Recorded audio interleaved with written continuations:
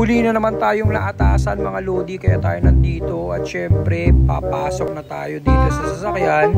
Pinapaandar na po natin at pinapainit at dahil aalis na naman po tayo.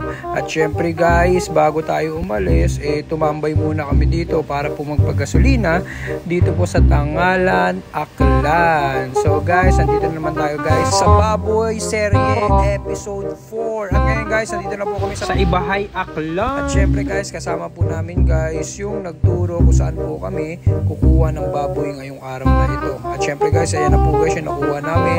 At ang laki-laki niya, no, mga lodi, kung makapansin nyo, no, ang dami pong ang dami niya pong ganun, no, ang dami niya pong nips, so diba?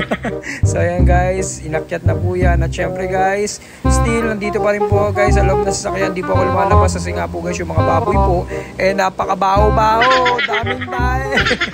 So ayan guys, binibidyohan ko lang po sila dyan po sa side mirror para po makita ko po sa likod kung ano po yung ginagawa nila. And after po nyan, nandito naman po kami guys sa Ibahay Slaughterhouse. At syempre bumaba muna tayo ng sasakyan para tingnan kung paano nila pababain yung mga baboy na nakuha namin ngayong araw na yan. No? Diba guys, kung nakapansin nyo guys, so yung flooring ng ano natin, ng sasakyan, yan po yung mga yung mga baboy.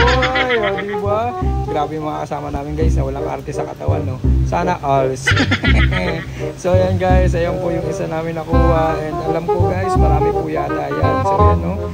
Napaka-solid ng mga magbababoy, di ba naman guys? So isa-isa na yan sila pumapasok dyan. At syempre maya-maya tatatakan uli yan para pala tandaan na sa amin po yung baboy na yan, o di ba? At ngayon guys, nakauwi na po kami ng Kalibo, Aklan. Patayin na po natin ang makina ng sasakyan. Let's go! Yan nga guys, umalis kami kanina around 2 p.m.